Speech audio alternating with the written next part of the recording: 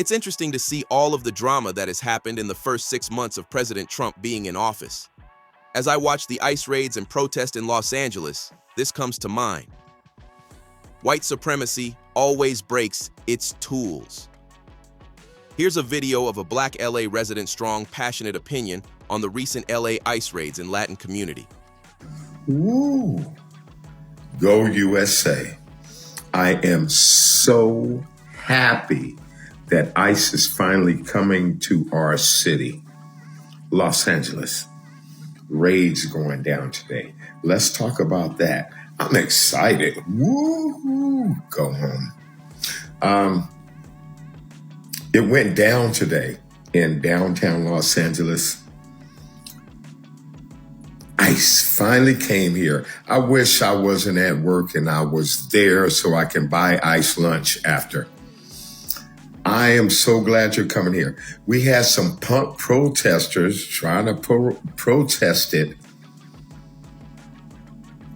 Useless, weak. You will not and cannot stop ICE, or you'll go to jail for obstruction. There are people getting run over by cars.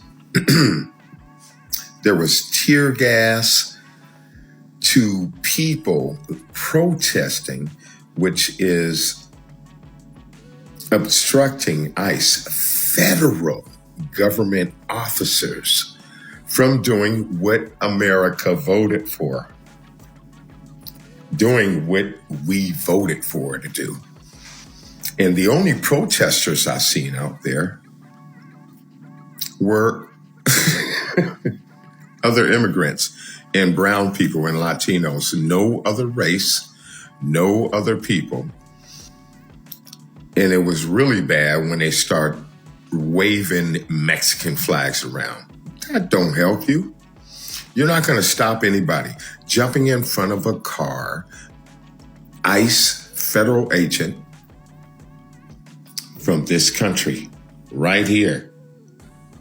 You can't stop it. You won't stop it. And it's useless. It's already going down. You're wasting your time. Brown is the only couple of people out there. And I really want to get it straight as a LA native. I want to let y'all know. The media is lying, talking about we're standing up for immigrants. Correct myself. The media is lying, telling you that my city is standing up for illegal immigrants. Only illegal immigrants are standing up for illegal immigrants here. The people of this city, all the people, we do not stand up for illegal immigrants, and we're happy. First of all, we're turning red. We're not a democratic. We don't protect illegal immigrants here. So don't put that false statement on Los Angeles natives like us. We don't protect illegal aliens here. We don't like them. We want them gone. So don't let the media lie to you talking about, oh, we're standing up in our city of Los Angeles for illegal immigrants, because we're not. We're not. And I'm going to tell you how you can tell and how I know. Because it just happened down the street. And guess what? Nobody else in Los Angeles was there. None of us were there. It was only other illegal immigrants or families of illegal immigrants. So with that being said, protecting residents. You're not a fucking resident here. Protecting our community. You ain't from our community, you motherfucker. You from another country, Mexico, Guatemala, El Salvador, Venezuela. You are not fucking American. You are not from our city, and we do not protect you. We don't give a fuck. Get all y'all fuck out of here. The ICE raids are just getting warmed up. We don't care about y'all motherfuckers. And I'm keeping it real. I'm speaking with a little bit hardcore language right now because y'all motherfuckers need to hear it. Los Angeles City does not support that. That's these fake ass, punk ass politicians making you think we do. But call some people in LA that ain't illegal and ask them if we support them motherfuckers. We don't want them in Los Angeles. Get the fuck out of our country and our city. Look, we got the 2028 Olympics coming here. We don't want your punk ass on the corner selling illegal health hazard tortillas, making tax-free dollars. You need to go back to your country. And all the Americans here are looking at this all over the world on TV, raids in LA today, trying to make it seem like in the press that our city is standing up and fighting against them. The people you've seen on the news in the LA raids today are only other illegal immigrants' families. That's all. Because they're lawbreakers, and the only reason they're supporting them is because it's their family that came here illegally, but they still broke the law. And guess what? You didn't stop one ICE detainment, arrest, deportation. You didn't stop not one person from going. Not one. And you won't. You won't. You will not stop our votes count in our country. We voted for this. We don't care. Don't try to use your kids as a weapon to make Americans, the kids. You did that, you illegal parents. You brought your kids here illegally. You put them in that position. It's your fault. Take responsibility. Illegal immigrant children, blame mommy and daddy from crossing the border illegally and destroying your future. Don't blame it on American laws and what we voted for. They broke the law. Your mom and dad are criminals. Okay? So I'm going to end it sweet with the LA raids. I'm glad they're happening, but you had zero stoppage, none. And you won't stop it. Our city will be cleaned up of all illegal immigrants. Keep trying to stand in front of cars. You think you're going to raid a federal building?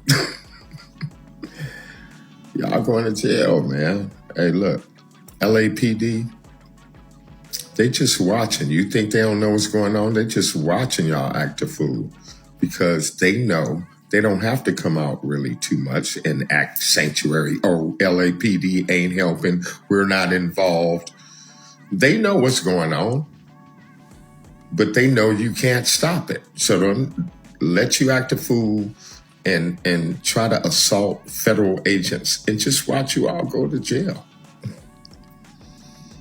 Look, the LA raids today was victorious. It showed you the power of ICE, and it shows you the weakness of illegal immigrant protesters. Megaphone, don't sign this, don't that. And in the meantime, people are being detained, arrested, and deported, and you're not going to stop it. And I'm so grateful. This is our country. You ain't got no rights here, punk. Get the f*** out of my country. Call ICE on that fool. Raid the Home Depot. Home Depot, all y'all motherfuckers standing out, think somebody gonna pick y'all up to work for some tax-free dollars. Them days is over, punk. Get the fuck out of my country. Fuck y'all. LA raid. Good job, ICE. Tom Homan. Bring more. Get them more. Get more. Get the fuck out of my country, LA. Get the fuck out of my country, you illegal immigrants. Bye. Since the 1970s, California, particularly Los Angeles, has seen repeated tension between the Latin and Black American communities, particularly those descended from U.S. slavery known as Freedmen. While mainstream media often frames the Latino and Black communities as natural allies due to shared struggles with poverty and discrimination, historical and grassroots realities tell a more complicated truth. Dating back to the 1950s, the League of United Latin American Citizens, LULAC, the oldest Latino civil rights organization in the U.S., made strategic decisions to distance itself from Black Americans. During the civil rights era, instead of aligning with Black-led movements like the NAACP or SNCC, LULAC sought to elevate the legal status of Latinos by identifying as white in court documents and census classifications. They rejected being grouped with Black people, fearing that association would weaken their quest for inclusion into white America. The organization consistently prioritized assimilation and upward mobility within a white supremacist framework over building a multiracial coalition. Over the decades, Freedmen leaders in Los Angeles, such as those from the Black Panther Party and later grassroots activists, tried numerous times to build a meaningful coalition with Latino organizations. From the 1970s into the early 2000s, efforts were made to unite around issues like police brutality, education, labor rights, and gang violence. But these efforts repeatedly failed due to a lack of reciprocal commitment from Latino leadership. Many Latino organizations and community groups, especially in Southern California, either ignored the plight of Black Americans or pursued self-interest without acknowledging the anti-Blackness within their own ranks. The political term Black and Brown Coalition was often used by Latino politicians and advocacy groups to secure support or funding, but rarely followed by actions that genuinely uplifted Black communities. Perhaps the most violent expression of anti-Blackness came not from policy, but from the streets. Beginning in the 1980s and escalating through the 1990s, Mexican gangs in Los Angeles, including Barrio 204, Florencia 13, and the notorious 18th Street Gang, carried out organized campaigns to terrorize and forcibly remove Black families from historically Black neighborhoods such as Watts, Compton, South Central, and Highland Park. These were not random gang conflicts. Federal and city investigations confirmed these were racially motivated hate crimes. Black residents were told they didn't belong, pew-pewette, for simply walking on the sidewalk, and sometimes unalived solely for being Black in a now Latino majority area. This era saw the decline of Black presence in certain areas where they had once been dominant.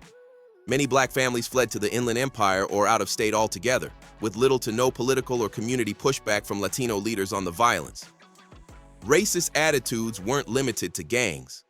Over decades, several Latino politicians in LA and California have expressed disdain for Black communities.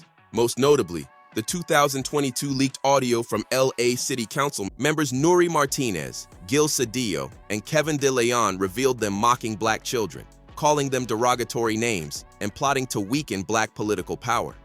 These weren't fringe figures. They were the elected leadership of the city.